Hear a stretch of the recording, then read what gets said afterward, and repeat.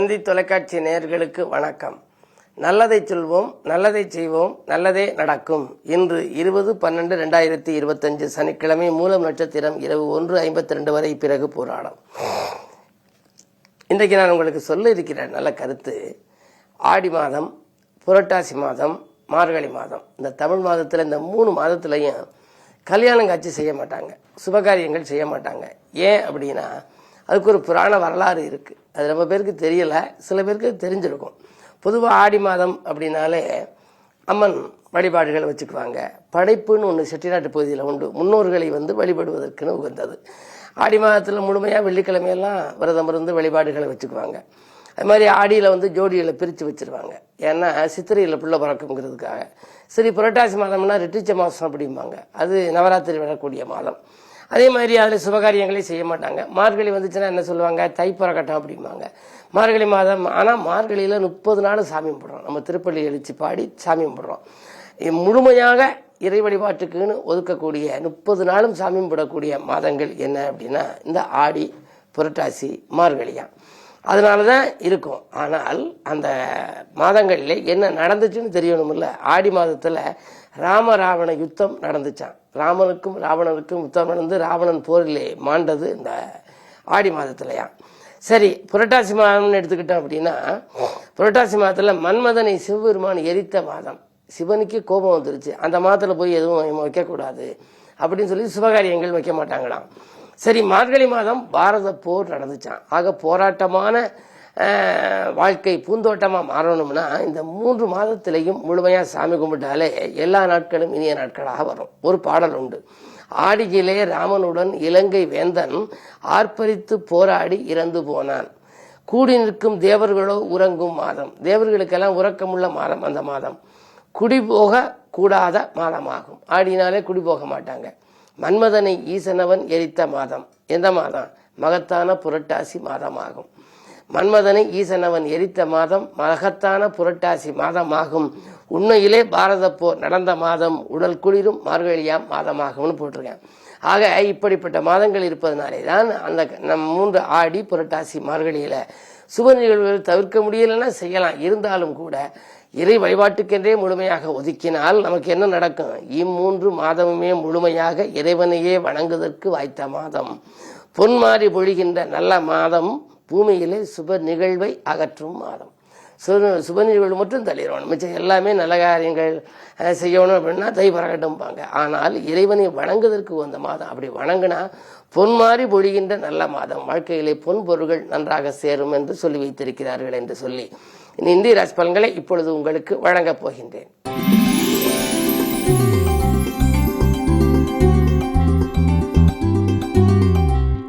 மேசராசி நேயர்களே, உங்களுக்கு இன்று ஒரு அற்புதமான நாள். உங்களுடைய ராசிநாதன் செவ்வாய் இன்று 9ஆம் இடத்தில் சந்திரனோடு கூடியிருக்கிறார். சூரியனும் சந்திரனும் இணைந்து செவ்வாயோடு இருக்கின்றார்கள். பொதுவாக சூரியன் உங்களுக்கு பஞ்சமாதிபதி, சந்திரன் 4ஆம் இடம் சுகாதிபதி. சுகங்களும் சந்தோஷங்களும் உங்களுக்கு கிடைக்கும். இன்று எதை நீங்கள் செய்ய நினைத்தாலும் செய்ய இயலும். ஆரோக்கியம் சீராகி ஆனந்தப்படுத்தும். தொழில் உத்தியோகத்திலே நீங்கள் எதிர்பார்த்த காரியங்கள், எதிர்பார்த்த இனங்கள் சிறப்பாக நடைபெறும். உறவினர்களின் ஆதரவோடு உள்ளன்போடு நீங்கள் எடுத்த காரியங்களில் வெற்றி கிடைக்கும் இனிய நாள் இந்த நாள்.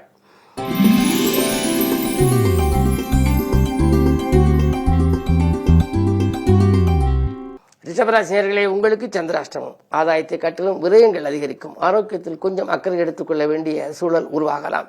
சிலருக்கு ரண சிகிச்சை செய்யும் சூழல் கூட உண்டு. எதில் ஈடுபட்டாலும் கொஞ்சம் கவனமாக இருக்க வேண்டும். இந்த அனுபவஸ்தர்கள் அல்லது ஆன்மீக பெரியவர்களிடம் ஆசிரியர்கள் வழங்கியோ ஆலோசனை கேட்டோ நீங்கள் செய்தால் கூட சந்திராஷ்டமம் என்பதனாலே மனக்கலக்கங்களே உங்களுக்கு அதிகரிக்கும். பணப்புழக்கம் குறைவாகவே இருக்கும். எனவே எந்த காரியத்தையும் திட்டமிட்டு செய்ய இயலாது. என்று நீங்கள் தானுண்டு தன் வேலையுண்டு என்று இருப்பதே நல்லது.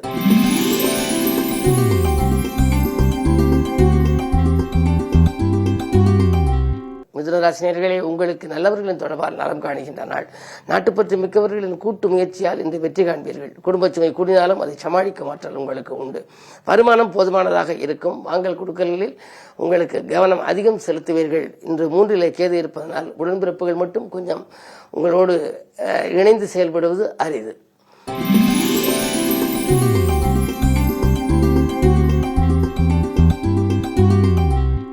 கடகராசினியர்களே, அஷ்டமத்து சனியின் ஆதிக்கம் இருந்தாலும் கூட ராசியில் குரு இருப்பதனாலே வெற்றி செய்திகள் வீடு தேடி வரும். சண்டை போட்டவர்கள் சமாதானமாக மாறுவார்கள். அலுவலகத்திலே சக பணியாளர்களின் ஆதரவு உங்களுக்கு கிடைக்கும். இழந்த வேலையை கூட நீங்கள் மீண்டும் பெறுவீர்கள். இந்த நாள் உங்களுக்கு இனிய நாளாக அமைய இன்று கிழமை சனி என்பதனாலே சனி பகவானை வணங்குவது நல்லது.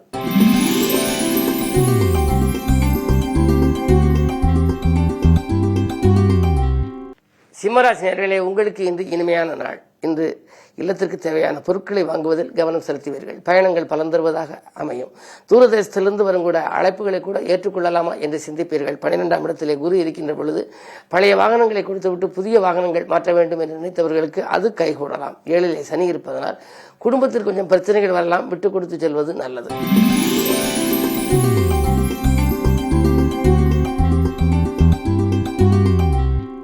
கன்னிராசினியர்களே, 6ல் ராகு இருப்பதனாலே அஷ்டலட்சுமி யோகம் செயல்பட போகின்றது. எனவே இந்த தொற்ற காரியங்களில் வெற்றி கிடைக்கும். புத்துணர்ச்சியோடு செயல்படுவீர்கள். புதிய வாய்ப்புகள் எல்லாம் இல்லம் தேடி வரப்போகின்றது. நீங்கள் இன்றைக்கு வழிபாடுகளிலும் நம்பிக்கை அதிகம் செலுத்துவீர்கள். உங்களுக்கு லாபஸ்தானத்திலே குரு இருப்பதனாலே இளைய சகோதரத்தின் வழியில் இணக்கம் ஏற்படும். லாபங்கள் சிறப்பாக வந்து சேரும். புதிதாக ஒப்பந்தங்கள் கூட உங்களுக்கு வரலாம். இந்த நாள் நல்ல நாள்.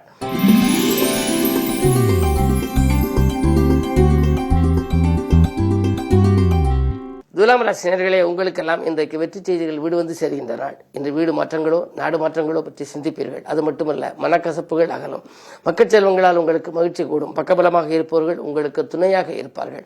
2லே சுக்கிரன் இருக்கின்றார். எனவே உங்களுக்கு ஆடை ஆபரண சேர்க்கை, விலை உயர்ந்த சாமான்கள் வாங்கும் யோகம் ஆகியவைகள் எல்லாம் இன்று உண்டு. மேலும் இன்றைக்கு கிழமை சனி. பஞ்சமஸ்தானத்தில் சனி இருக்கின்றார். எனவே பிள்ளைகளை உங்கள் மேற்பார்வையில் வைத்துக் கொள்வது நல்லது. சனி பகவானை வணங்குவதன் மூலம் உங்களுக்கு சஞ்சலங்கள் தீரும்.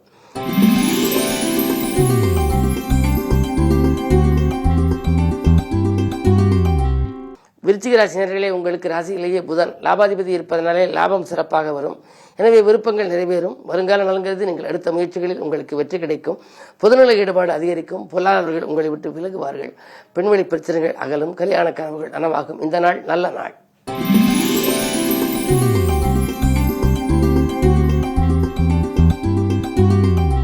தனுசு ராசினியர்களே, உங்களுக்கெல்லாம் ராசியிலேயே இன்றைக்கு சூரியன், சந்திரன், செவ்வாய் 3 கிரகங்களும் இருக்கின்றன. இப்படி 3 கிரகங்கள் முற்றுகையிட்டு இருக்கின்ற பொழுது ஆரோக்கியம் சீராகி ஆனந்தப்படுத்தும். அடுத்தவன் நலன்கிறது எடுத்த முயற்சியில் ஆதாயம் கிடைக்கும். அதே நேரத்தில் உங்களுக்கு செவ்வாய் பலம் ராசியில் இருப்பதனாலே கொஞ்சம் செல்வாக்கும் உங்களுக்கு கூடுதலாக இருக்கும். தன்னம்பிக்கையும் தைரியமும் கொண்டு நீங்கள் ஏதேனும் ஒரு புது முயற்சிகளில் ஈடுபட்டு அதில் வெற்றி காண்பீர்கள். இருப்பினும் விரையாதிபதியாக செவ்வாய் இருப்பதனாலும் பஞ்சமாதிபதியாக செவ்வாய் இருப்பதனாலும் பிள்ளைகள் வழியில் ஒரு விரயம் உண்டு என்பதை நினைவில் கொள்ளுங்கள்.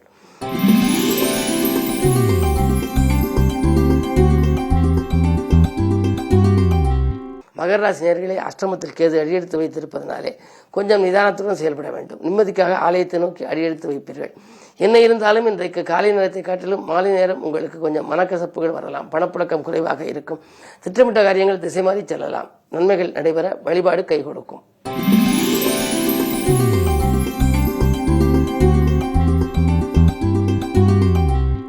கும்பராசி நேயர்களே, உங்களுக்கெல்லாம் இன்றைக்கு குடியிருக்கும் வீட்டால் ஏற்பட்ட பிரச்சனைகள் அகலும் நாள். காசு பணப்புழக்கம் அதிகரிக்கும்.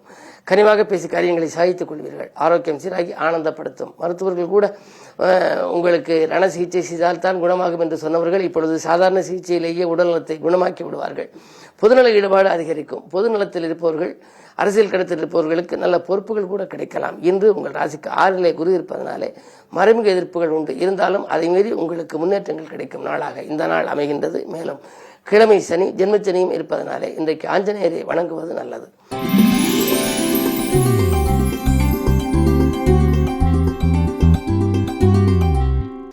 மீனராசினியர்களே, உங்களுக்கு இன்று மிகச்சிறந்த நாள். மங்கள செய்தி ஒன்று மனை தேடி வரப்போகிறது. தங்குதிரைகள் அகலும். மாற்றுக்கருத்துறையோர் மனம் மாறுவர். தொழில் முன்னேற்றம் உண்டு. தொலைபேசி வழி தகவல் மகிழ்ச்சிக்குரியதாக உங்களுக்கு அமையப் போகிறது. தொழிலில் உள்ள குறுக்கீடுகள் உங்களுக்கு அகலும். இன்று நண்பர்கள் மூலம் நல்ல தகவல் கிடைக்கின்ற நாள். மேலும் விவரங்கள் அறிய தினத்தந்தி படியுங்கள்.